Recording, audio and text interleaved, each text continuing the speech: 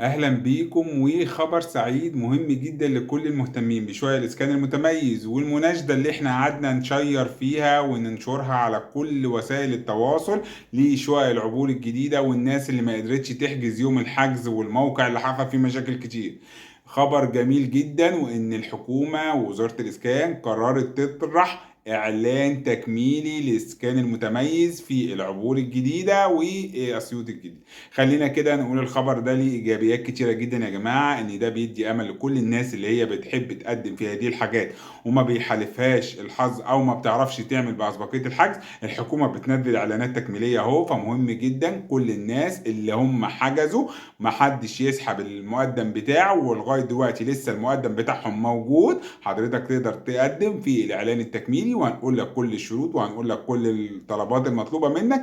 ولكن اي حد سحب المقدمات بتاعته للاسف ده مش هيقدر يكمل معانا، ولكن احنا على امل ان الحكومه تطرح اعلانات جديده مشابهه لهذا الاعلان، لانه ده مش اعلان مدعم من الدوله، فبالتالي هي يا دوبك اعلان وتدي للمقاولين يشتغلوا والناس كلها تحصل على شويه اللي هي عايزاه.